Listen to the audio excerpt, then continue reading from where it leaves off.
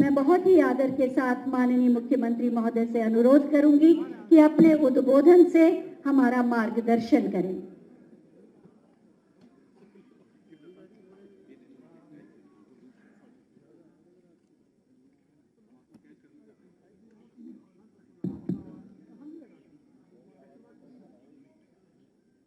मित्रों, मैं आप सभी का आज की इस संवाद कार्यक्रम में हृदय से स्वागत करता हूं। हमारी सरकार को आज अपने दूसरे कार्यकाल का 1 वर्ष पूरा होने के उपलक्ष्य में मैं सबसे पहले आदरणीय प्रधानमंत्री जी के प्रति, जिनकी प्रेरणा और मार्गदर्शन हम सबका संबल है,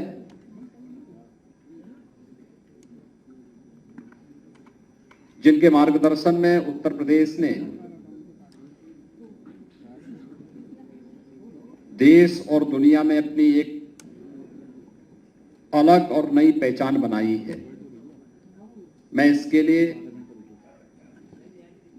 आदरणीय प्रधानमंत्री जी के मार्गदर्शन के लिए हृदय से आभार व्यक्त करता हूं। मैं आभार व्यक्त करता हूं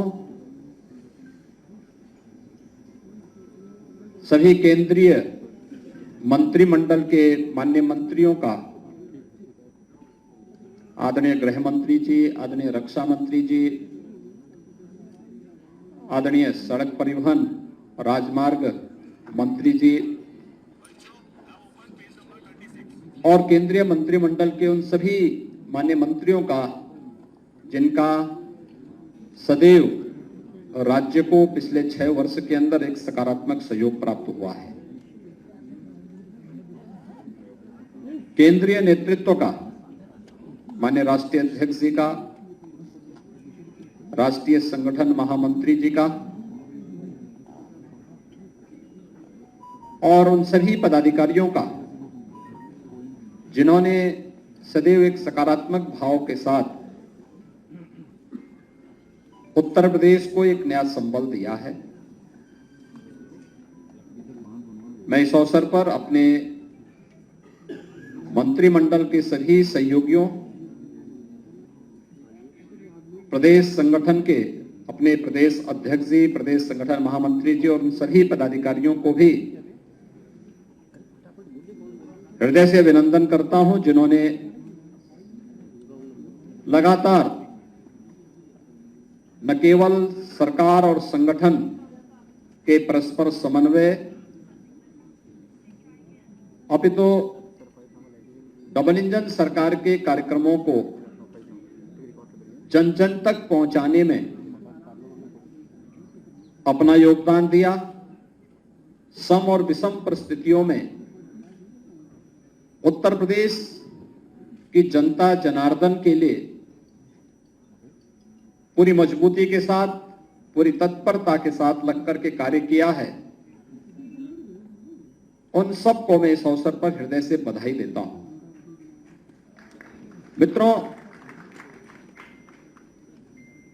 मैं इस अवसर पर आप सबका विशेष रूप से हृदय से अभिनंदन करता हूं कि आप सबने बहुत सकारात्मक भाव के साथ प्रदेश के अंदर हुए कार्यों को देश और दुनिया के सामने पहुंचाने का कार्य किया है। 6 वर्ष पहले उत्तर प्रदेश कहां था और इन 6 वर्षों के अंदर जो परिवर्तन हुआ है, वह परिवर्तन एक नए उत्तर प्रदेश की गाथा को सबके सामने भी रखता है। और मुझे बताते हुए प्रसन्नता है कि ये 6 वर्ष उत्तर प्रदेश के लिए अत्यंत महत्वपूर्ण रहे हैं। फुल मेजॉरिटी की सरकार और सरकार की स्थिरता का मतलब क्या होता है? यह भारतीय जनता पार्टी की सरकार ने उत्तर प्रदेश के अंदर परस्पर समन्वय और संवाद के माध्यम से उसे प्राप्त किया है। पिछले 6 वर्षों के अंदर हमारी सरकार ने आदरणीय प्रधानमंत्री जी के मार्गदर्शन और प्रेरणा से उत्तर प्रदेश के समग्र विकास की अपनी एक कार्य योजना जो बनाई थी, पूरी ईमानदारी के साथ उसे लागू करने के लिए हर स्तर पर प्रयास किया। आज उसके परिणाम भी हम सबके सामने हैं। ये जो 10 सेक्टर हम लोगों ने इसके लिए चिन्हित किए, तो उत्तर प्रदेश के अंदर जो परंपरागत जाति, मत, मजहब, भ्रष्टाचार, परिवारवाद, इस सब के नाम पर जो राजनीति होती थी, इससे अलग हट करके उत्तर प्रदेश की पहचान, उत्तर प्रदेश के अनुरूप असीम संभावनाओं वाले प्रदेश के रूप में उत्तर प्रदेश की पहचान हो,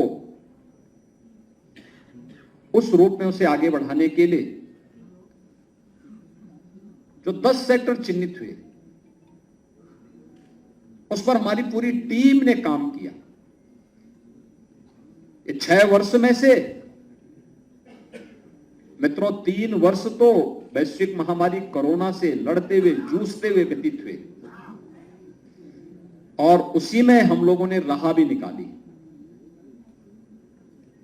मुझे बताते हुए प्रसन्नता है कि उत्तर प्रदेश ने इस दौरान अनेक उपलब्धियां हासिल की। जो उत्तर प्रदेश जिसके बारे में कहा जाता था कि उत्तर प्रदेश में विकास नहीं हो सकता, विकास की कोई सोच नहीं है, आज वह आदरणीय प्रधानमंत्री जी की सभी फ्लैगशिप स्कीम में देश के अंदर नंबर 1 की दौड़ में है, नंबर 1 की यात्रा को आगे बढ़ा रहा है। ये वही उत्तर प्रदेश है जिसके बारे में लोगों की धारणा थी कि नहीं, वहां तो परिवारवाद है, वहां भ्रष्टाचार है, वहां हर दूसरे तीसरे दिन एक दंगा होता है।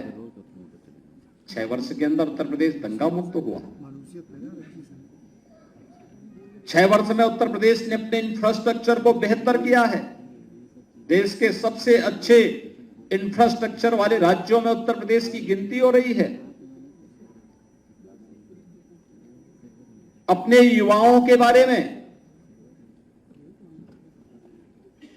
एक बेहतरीन सोच को आगे बढ़ाने वाले राज्य के रूप में हो रही है, जहां सरकारी नौकरियों में पूरी ईमानदारी और पारदर्शिता तो रहेगी ही, लेकिन निजी क्षेत्र में भी नौकरी और रोजगार की ढेर सारी संभावनाओं को आगे बढ़ाने के लिए,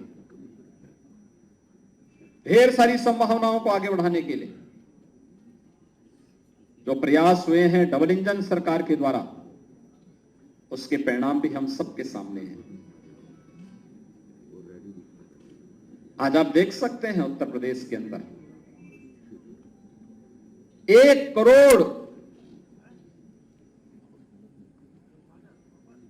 से अधिक निराश्रित महिला, वृद्धावस्था पाने वाली, पेंशन पाने वाली महिलाओं, दिव्यांगजनों को 12,000 रुपए सालाना केवल पेंशन की सुविधा उत्तर प्रदेश वर्तमान में उपलब्ध करा रहा है।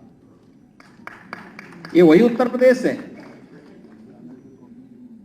जहां पर तमाम अभिभावक इस बात के लिए चिंतित रहते थे कि बिटिया विवाह योग्य होगी, क्या होगा, बेटी को कैसे पढ़ाएंगे। आज 14 लाख से अधिक बेटियों को मुख्यमंत्री कन्या सुमंगला योजना से आच्छादित किया गया है और प्रदेश के अंदर बिटिया की पढ़ाई पूरी होगी तो मुख्यमंत्री सामूहिक विवाह योजना भी उस बेटी की शादी के लिए शासन के सहयोग से इस कार्यक्रम को आगे बढ़ाने का कार्य करेंगे। 2.25 लाख से अधिक बेटियों की शादी ब्याह से संपन्न हो गया। लगातार इस पे कार्य चल रहे हैं। महिला स्वयंसेवी समूह एक नए मॉडल के रूप में आज उत्तर प्रदेश के अंदर कार्य कर रही है। महिला और बाल विकास विभाग के पोषाहार योजना को हर कुपोषित परिवार तक पहुंचाने का कार्य और उनके स्वयं के प्लांट हर ब्लॉक खंड स्तर पर लगाए जा रहे हैं। वहीं महिला सशक्तिकरण, स्वावलंबन और सम्मान के एक आदर्श के रूप में भी उत्तर प्रदेश आगे बढ़ा है। युवाओं को आसानी से नौकरी भी मिल सके, वे आर्थिक स्वावलंबन की ओर अग्रसर भी हो सके, उनके द्वारा स्वतः रोजगार को भी आगे बढ़ाने का प्रयास हो सके। उत्तर प्रदेश आज अपने एमएसएमई को जिस रूप में प्रमोट किया है, वन डिस्ट्रिक्ट वन प्रोडक्ट की योजना आज उत्तर प्रदेश में ही नहीं देश में और दुनिया में एक नई धूम मचा रहा है। विश्वकर्मा श्रम सम्मान उत्तर प्रदेश के हस्तशिल्पियों, कारीगरों को एक नई पहचान दिला रहा है। 2 करोड़ युवाओं को तकनीकी दृष्टि से हम सक्षम बना सके। टैबलेट और स्मार्टफोन देने वाला ये देश का पहला राज्य है जो अब तक 2 करोड़ युवाओं को ये सुविधा देने की कार्रवाई को आगे बढ़ाता है और 20 लाख से अधिक युवाओं को अब तक हम इस सुविधा का से लाभान्वित भी कर चुके हैं।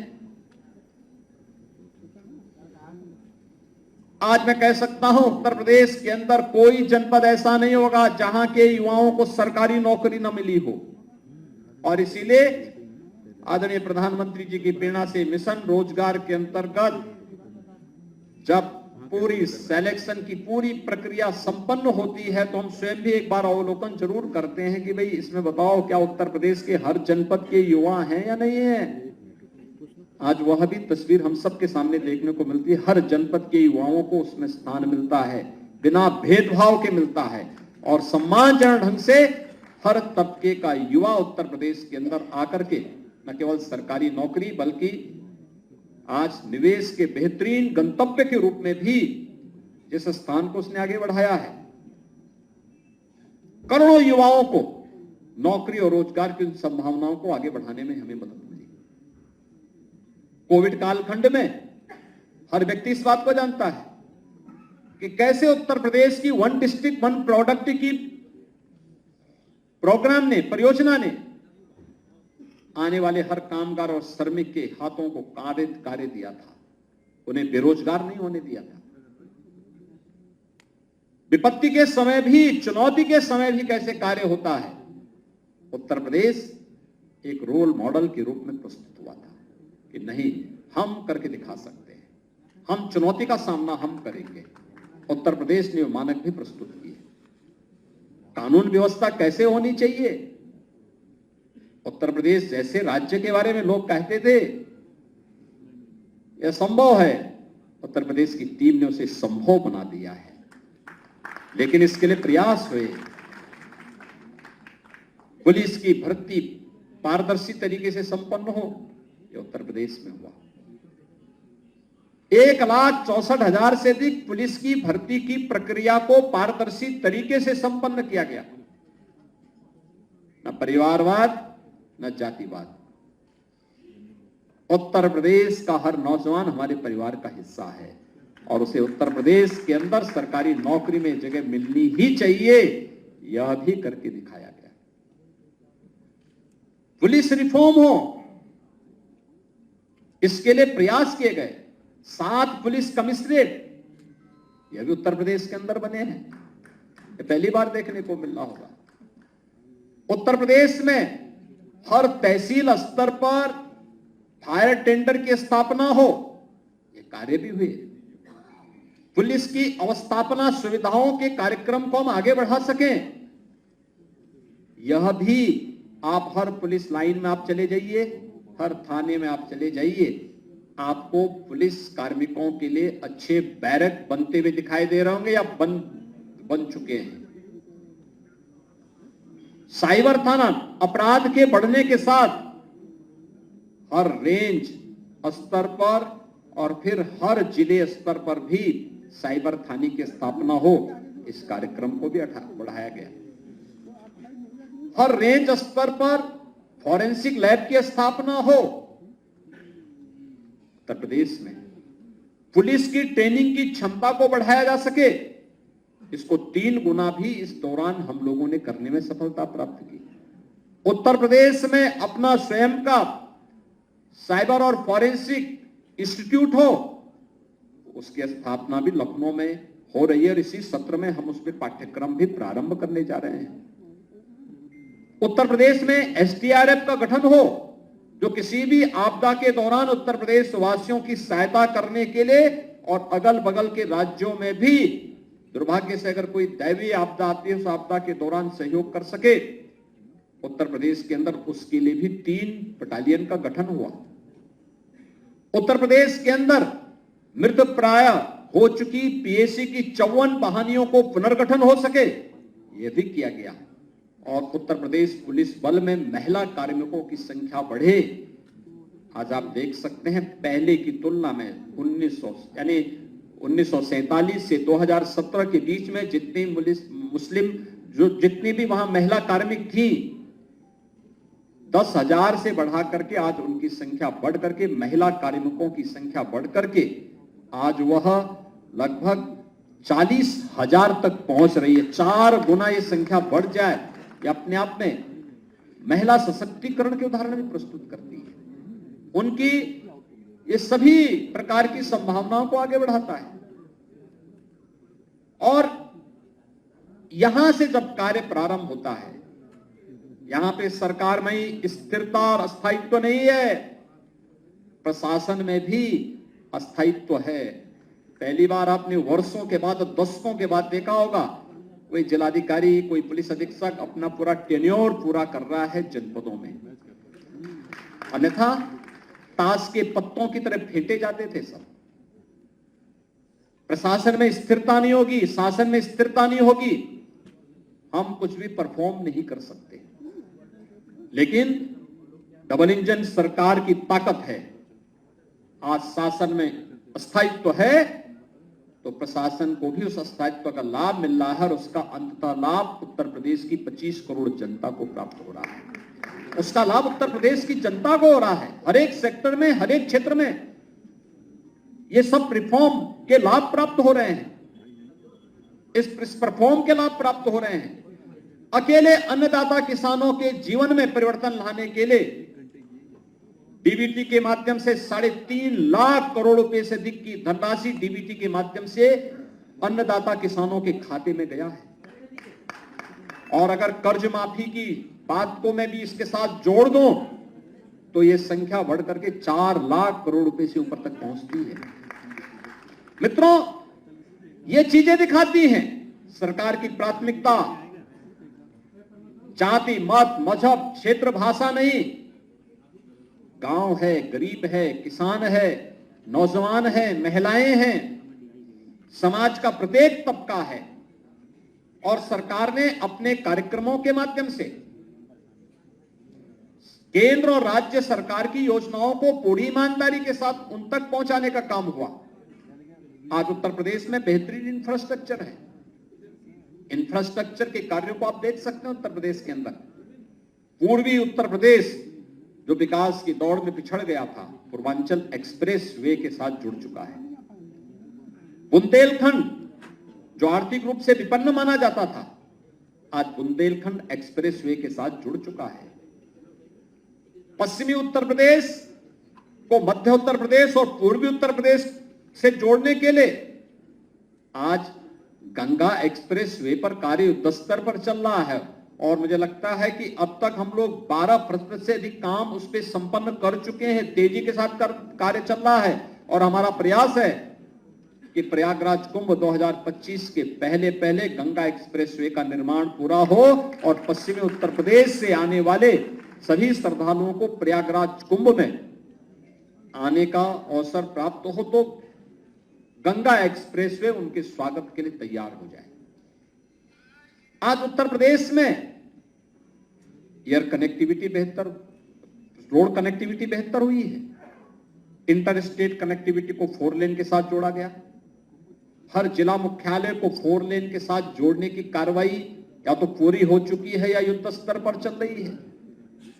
हर जिला मुख्यालय को एक रिंग रोड से जोड़ा जाए जिससे सिटी के अंदर के अनावश्यक कंजेशन को दूर किया जा सके।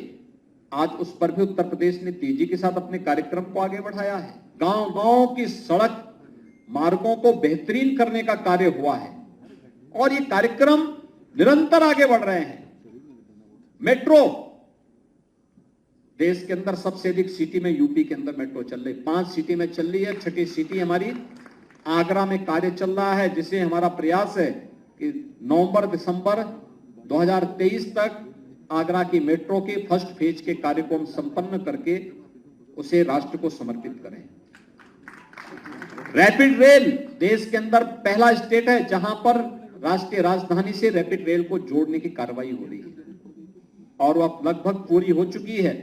अगले महीने तक आदरणीय प्रधानमंत्री जी के कर कमलों से उसे राष्ट्र को समर्पित करने का कार्य भी होगा। रैपिड रेल आधुनिक पब्लिक ट्रांसपोर्ट की बेहतरीन सुविधा, यही उत्तर प्रदेश। एयर कनेक्टिविटी, जब 17 में हम लोग आए थे तो 2 एयरपोर्ट हमारी पूरी तरह क्रियाशील थे, तो दो आंशिक थे। लखनऊ और वाराणसी ये क्रियाशील एयरपोर्ट थे, लेकिन गोरखपुर और आगरा आंशिक थे। आज हमारे पास 9 एयरपोर्ट पूरी तरह क्रियाशील हैं। 12 एयरपोर्ट पे हम वर्तमान में कार्य कर रहे हैं। इनमें से 5 को एयरपोर्ट अथॉरिटी ने एयर कनेक्टिविटी के साथ जोड़ने के साथ हमारे साथ एमओयू किया और अपनी सहमति भी दे दी है। अगले 1-2 महीने के अंदर हम वहां पे एयर कनेक्टिविटी के साथ उसे जोड़ देंगे। अगले 2 वर्ष के अंदर उत्तर प्रदेश 5 इंटरनेशनल एयरपोर्ट का पहला राज्य होगा देश के अंदर, जिनमें 3 वर्तमान में क्रियाशील है, 2 पे कार्य चल रहा है। अयोध्या और जेवर में इंटरनेशनल एयरपोर्ट पर वर्तमान में कार्य चल रहा है, जो हम 23 के अंत तक दोनों एयरपोर्ट को क्रियाशील कर देंगे। देश का पहला वाटरवे नंबर 1 ये यूपी के अंदर हल्दिया से वाराणसी के बीच में जुड़ चुका है। आदरणीय प्रधानमंत्री जी ने 13 जनवरी को दुनिया के सबसे लंबे रिवर क्रूज का उद्घाटन वाराणसी से डिब्रूगढ़ के लिए किया था। यानी पूर्वी बंदरगाह से जो उत्तर प्रदेश को हमेशा इस बात का रहता था, मलाल रहता था कि हमारे पास किसी भी बंदरगाह से जुड़ने के लिए कोई माध्यम नहीं है। हमने अपनी पतित पावन नदियों को उसको माध्यम बनाया है और आज हम लोग पूर्वी बंदरगाह से सीधे सीधे जुड़ सकते हैं और पूर्वी बंदरगाह के साथ जुड़ते हुए आज वाराणसी से हल्दिया के बीच में वाटरवे प्रारंभ हो चुका है।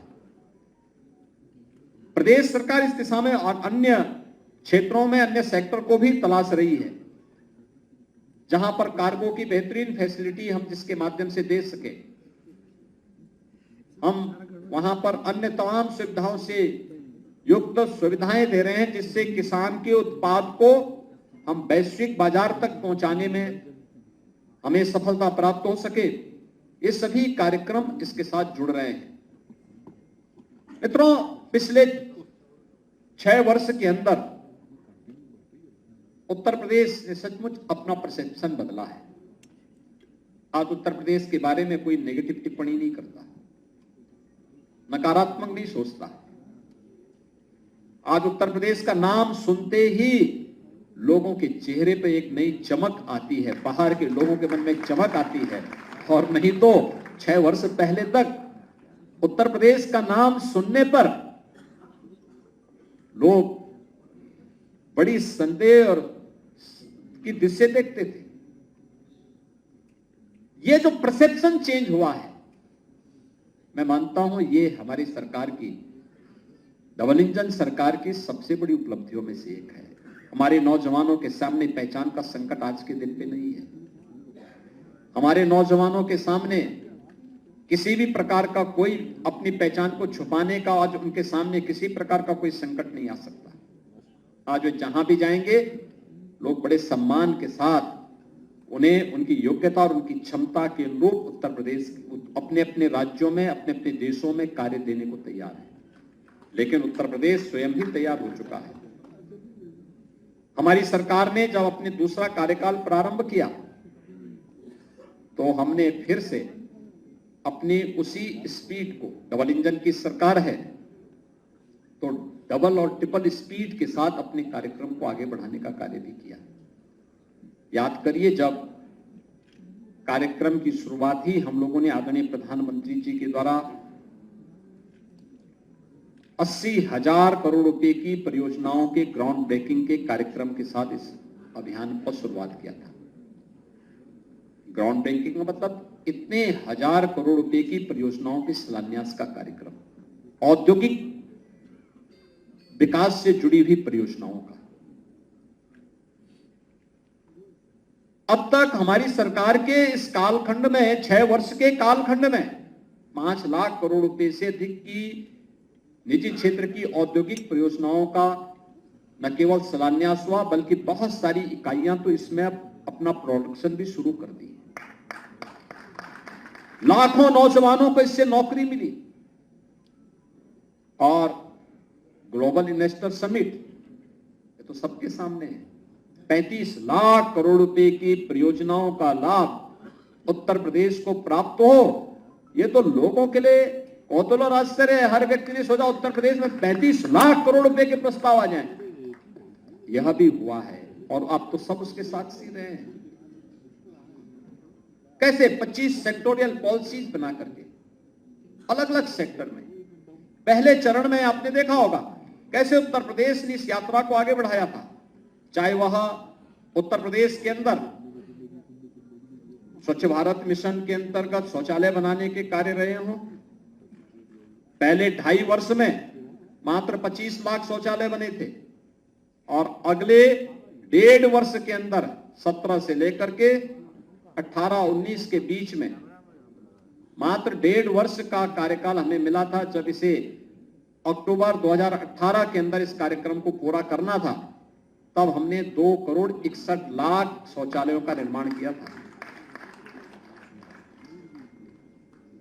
पहले 12 से 17 के बीच में प्रधानमंत्री आवासीय योजना, अगर शहरी क्षेत्र में, ग्रामीण क्षेत्र में तो खैर कोई कार्य यहां पे लागू नहीं किया गया था, लेकिन अगर मैं शहरी क्षेत्र की बात करूं तो 18,000 सैंक्शन हुए थे, कोई बना नहीं था। और वर्तमान में ग्रामीण और शहरी में प्रधानमंत्री आवास योजना की मैं बात करूं तो पिछले 6 वर्ष के अंदर 52,77,000 आवास तो केवल ग्रामीण क्षेत्र और शहरी क्षेत्र में हमने स्वीकृत किए हैं। इसके अलावा 1 लाख से ऊपर आवास मुख्यमंत्री आवास योजना में भी उन गरीबों को उपलब्ध करवाए गए हैं जिनमें मुसहर है, बनटांगिया है, थारू है, कोल है, सहरिया है, इन सभी जातियों से जुड़े हुए लोग हैं जिनकी वाइस कम थी, जिन तक शासन की योजनाएं आजादी के 70 वर्षों तक नहीं पहुंच पाई थी, उन तक पहुंचाने का काम भी सफलतापूर्वक किया गया। विद्युत आपूर्ति की वीआईपी कल्चर की व्यवस्था को समाप्त किया गया और प्रदेश के सभी 75 जनपदों में ग्रामीण और शहरी क्षेत्र में समान रूप से विद्युत की आपूर्ति भी की गई। ये आपने देखा होगा, अर्थव्यवस्था में उत्तर प्रदेश जो 6ठे स्थान पर था, आज मित्रों मुझे बताते हुए प्रसन्नता है, ईज ऑफ डूइंग बिजनेस में उत्तर प्रदेश आज नंबर 2 स्थान पर भी है और देश के अंदर अचीवर स्टेट के रूप में अपना स्थान भी बनाया हुआ है। बजट के आकार को हमने दोगुने से अधिक बढ़ाने में सफलता प्राप्त की। तो उत्तर प्रदेश के अंदर प्रति व्यक्ति आय जो नेशनल एवरेज की 1/3 थी 2017 में, आज उसको हम उत्तर प्रदेश के अंदर उत्तर प्रदेश की प्रति व्यक्ति आय को डबल करने में हमें सफलता प्राप्त हुई है। प्रदेश के अंदर हमने जो पहले निराश्रित महिला पेंशन 17 लाख महिलाओं को प्राप्त होता था और वह भी केवल 500 रुपया, आज मित्रों उसे बढ़ा करके 31 लाख निराश्रित महिलाओं को आज इस सुविधा का लाभ प्राप्त हो रहा है और पेंशन की राशि को भी डबल किया गया है। वृद्धावस्था पेंशन जो पहले 37 लाख इसके लाभार्थी थे और उन्हें 500 रुपए मासिक की सुविधा प्राप्त होती थी, आज 56 लाख महिलाओं को इस सुविधा का लाभ दिया जा रहा है और डबल हमने पेंशन की सुविधा भी डबल की है। बेरोजगारी की दर उत्तर प्रदेश के अंदर 2016 में जो 18% थी, आज वो घट करके लगभग 3 और 4 के बीच में है। ये चीजें दिखाती हैं उत्तर प्रदेश के अंदर रोजगार की संभावनाएं बढ़ी हैं और हर एक सेक्टर में उत्तर प्रदेश आगे बढ़ा है। उत्तर प्रदेश के अंदर अगर आप देखेंगे 7 से लेके 17 के बीच 10 वर्षों में जितना गन्ना मूल्य का भुगतान हुआ, हम लोगों ने 6 वर्ष में उससे डबल गन्ना मूल्य का भुगतान किया है। और मुझे बताते हुए प्रसन्नता है कि हमारी सरकार अब तक 2,02,000 करोड़ रुपए से अधिक का गन्ना मूल्य का भुगतान कर चुकी है। अगर धान और गेहूं के क्रय में ही देखें, 17 के पहले कोई प्रोक्योरमेंट की पॉलिसी नहीं थी। दलाल और एजेंट के माध्यम से ये सब खरीदे जाते थे। हमारी सरकार ने मीडिएटर की व्यवस्था समाप्त की। अगर धान क्रय का आप देखेंगे तो इससे पहले 12 से 17 के बीच में मात्र 123 लाख मीट्रिक टन धान का क्रय बिचौलियों के माध्यम से हुआ था, जिसमें से मात्र 17,190 करोड़ रुपए किसान के पास गए, किसान को दिए गए थे, यानी बिचौलियों को उपलब्ध कराए गए थे, उनके माध्यम से किसान के पास गए होंगे, यानी सही दाम किसान को नहीं मिले। लेकिन 17 से लेकर अब तक अगर आप देखेंगे तो 344 यानी 345 लाख मीट्रिक टन धान का क्रय हुआ और जिसमें लगभग 64,000 करोड़ रुपए का भुगतान सीधे सीधे अन्नदाता किसानों के खाते में गया। डीबीटी के माध्यम से इस धनराशि को उपलब्ध करवाने का कार्य हुआ।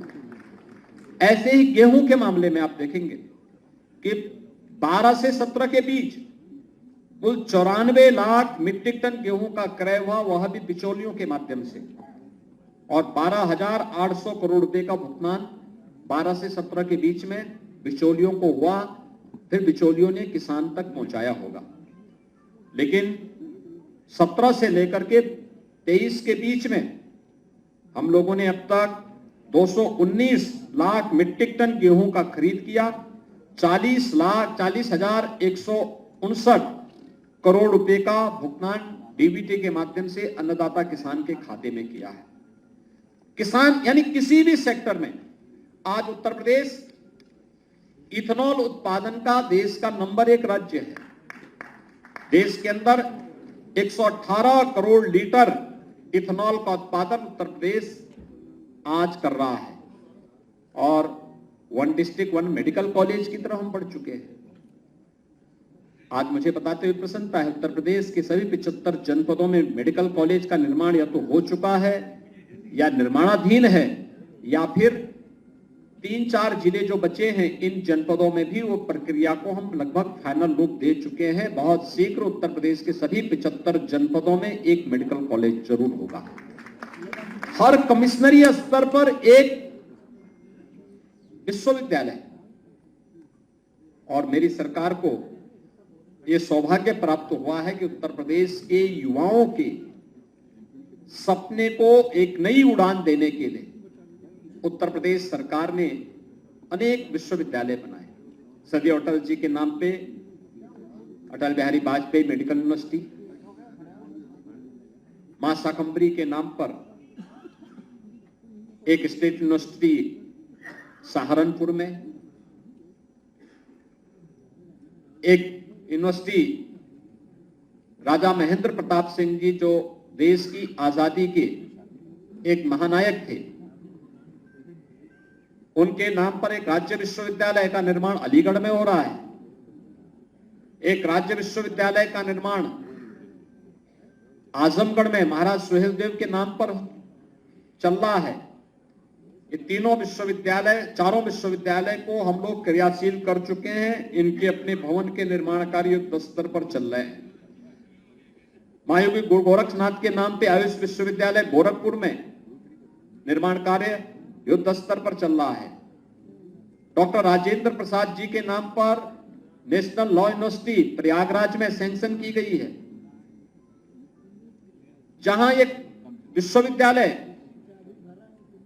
आज वर्तमान में प्रदेश सरकार ने स्वीकृत किए हैं। वर्तमान के बजट में 22-23-24 के बजट में भी हमने 4 नए विश्वविद्यालय स्वीकृत किए हैं, जो हमारे अनसेचुरेटेड कमिश्नरी थी, जहां पे कोई राज्य विश्वविद्यालय नहीं था।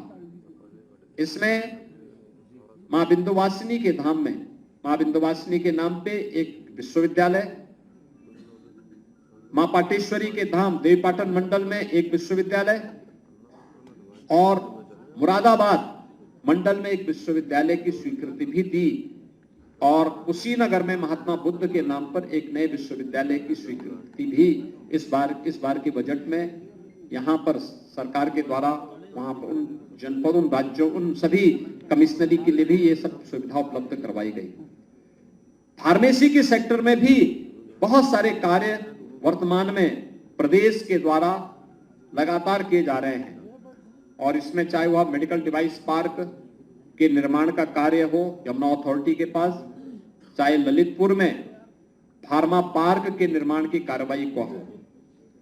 हम सब आभारी हैं आदरणीय प्रधानमंत्री जी के, जिन्होंने पीएम मित्र योजना के अंतर्गत लखनऊ और हरदोई के बीच में लगभग 1200 एकड़ क्षेत्रफल में एक टेक्सटाइल के अत्याधुनिक पार्क की स्वीकृति उत्तर प्रदेश के लिए उपलब्ध करवाई है। यानी ये उत्तर प्रदेश इन संभावनाओं को व्यक्त करता है कि उत्तर प्रदेश के अंदर जो संभावनाएं हैं, इन संभावनाओं को हम लोग कैसे आगे बढ़ाने का कार्य कर सकते हैं, और ये सभी चीजें आगे बढ़ी हैं।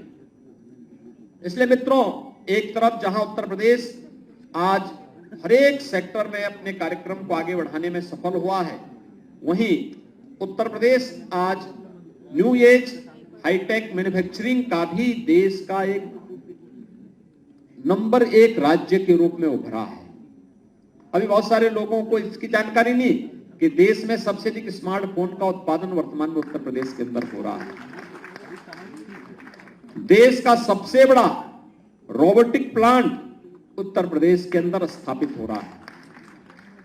देश का सबसे बड़ा डाटा सेंटर का बेस उत्तर प्रदेश बनने जा रहा है, और देश में सबसे अधिक इलेक्ट्रिक व्हीकल के रजिस्ट्रेशन वाला प्रदेश भी उत्तर प्रदेश ही है।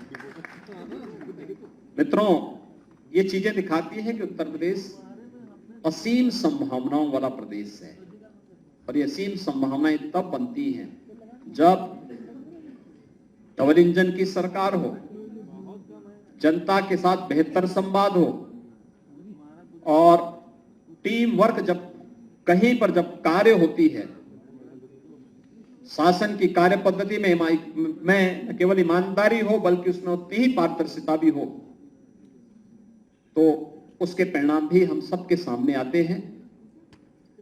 सरकार की उपलब्धियों से संबंधित ये पुस्तिका आप लोगों को उपलब्ध करवाई गई है, करवाई जा रही होगी।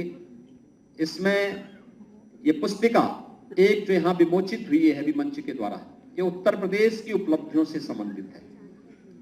उत्तर प्रदेश में क्या क्या चीजें पिछले 6 वर्ष या 1 वर्ष के अंदर हुई हैं, उससे जुड़ी हुई है। आज इस अवसर पर उत्तर प्रदेश के सभी 403 विधानसभा क्षेत्रों में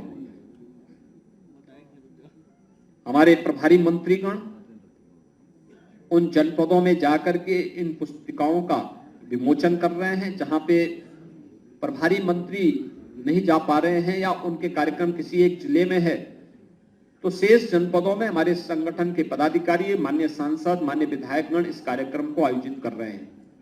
इस पुस्तिका में सभी 403 विधानसभाओं से जुड़ी हुई योजनाओं का भी उल्लेख किया गया है। जो अलग अलग विधानसभा क्षेत्रों में ये पुस्तिकाएं वितरित हो रही हैं, ये उसका भी उल्लेख वहां पर किया गया है।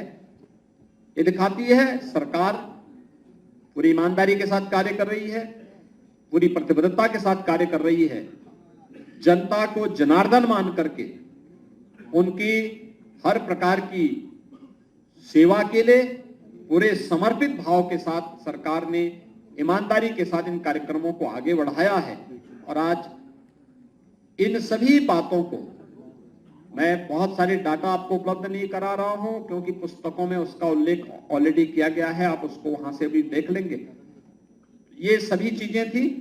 मैं इस अवसर पर खासतौर पर आप सबको हृदय से आपका मैं अभिनंदन करूंगा कि पिछले 6 वर्ष के अंदर सरकार के कार्यक्रमों को बेहतरीन तरीके से न केवल आम जनमानस तक बल्कि देश और दुनिया तक पहुंचाने के लिए हमारे मीडिया के मित्रों ने बहुत सकारात्मक योगदान दिया है और उसके परिणाम भी आज देखने को मिले। ये उत्तर प्रदेश के परसेप्शन को बदला है इस चीज ने।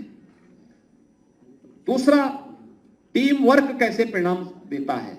ये मंत्रिमंडल के द्वारा एक साथ किए गए प्रयास, जनप्रतिनिधियों के द्वारा उसे जनता तक पहुंचाना, संगठन के पदाधिकारियों के द्वारा एक एक परिवार तक पहुंचाने के लिए योगदान देना, और प्रशासनिक टीम ने शासन के कार्यक्रमों को जमीनी धरातल तक पहुंचाने के लिए जिस प्रतिबद्धता के साथ कार्य किया है, ये सभी टीम एक साथ मिलकर के जब कार्य की है तो परिणाम दिखे हैं। उत्तर प्रदेश का परसेप्शन बदला है। उत्तर प्रदेश आज हर एक सेक्टर में आज अग्रणी राज्यों के रूप में आगे बढ़ता हुआ दिखाई दिया है। मैं इस अवसर पर एक बार फिर से आदरणीय प्रधानमंत्री जी के प्रति आभार व्यक्त करते हुए मंत्रिमंडल के अपने सभी सहयोगियों, सभी जनप्रतिनिधियों का अभिनंदन करता हूं। उत्तर प्रदेश की 25 करोड़ जनता को उत्तर प्रदेश के अंदर भारतीय जनता पार्टी को जनादेश देने के लिए मैं उनका हृदय से आभार व्यक्त करते हुए उन्हें 6 वर्ष के इस कार्यकाल की हृदय से बधाई भी देता हूं और इस बात के लिए उन्हें आश्वस्त करता हूं कि सरकार उत्तर प्रदेश की पहचान को, जिस भी सेक्टर की पहचान हो, वह टूरिज्म का हो, उत्तर प्रदेश की विरासत का हो, उत्तर प्रदेश की सांस्कृतिक पहचान का हो या उत्तर प्रदेश के इंफ्रास्ट्रक्चर का हो, इन सभी सेक्टर्स में उत्तर प्रदेश एक नई आभा के साथ आगे बढ़ने का कार्य करेगा। मैं आज के इस अवसर पर इस बात को अवश्य कहूंगा कि ये जो पहचान हम लोगों ने पिछले कुछ समय से की है और उस पर आप बहुत अच्छे ढंग से देख सकते हैं कि उत्तर प्रदेश के अंदर हमारी जीरो टॉलरेंस की जो नीति रही है उसने कुछ चीजें तो तय की, खास तौर पर कि उत्तर प्रदेश उपद्रवियों के लिए नहीं, उत्सवों के प्रदेश के रूप में माना जाएगा। उत्तर प्रदेश माफियाज के लिए नहीं, महोत्सव के लिए माना जाएगा। उत्तर प्रदेश गुंडा राज, माफिया राज और जंगल राज जैसे शब्द अब अतीत के शब्द बन जाएंगे। उत्तर प्रदेश विकास की नई बुलंदियों को छुएगा और उस यात्रा के लिए मैं अपनी पूरी टीम का एक बार फिर आह्वान करूंगा और उत्तर प्रदेश की जनता जनार्दन से भी मैं अपील करूंगा कि उनका जो आशीर्वाद सरकार को प्राप्त हुआ है, डबल इंजन सरकार को प्राप्त हुआ है, इस सरकार पूरी ईमानदारी के साथ उनकी अपेक्षा पर खड़ा उतर करके न केवल केंद्र और राज्य शासन की योजनाओं का लाभ उन्हें भरपूर देगा, बल्कि जहां भी आवश्यकता पड़ेगी उनके हितों के संरक्षण के लिए सरकार बड़े से बड़े कदम उठाने में कोई संकोच नहीं करेगी। मैं एक बार फिर से पूरी टीम का हृदय से अभिनंदन करता हूं। जनप्रतिनिधियों, संगठन के पदाधिकारियों और प्रशासनिक टीम के द्वारा जिस प्रतिबद्धता के साथ इन कार्यक्रमों को आगे बढ़ाया जा रहा है, इसके लिए उन्हें हृदय से धन्यवाद देते हुए एक बार फिर से आप सभी का मैं इस अवसर पर अभिनंदन करता हूं। आप सबको मैं धन्यवाद देता हूं। जय हिंद। बहुत बहुत धन्यवाद माननीय मुख्यमंत्री महोदय।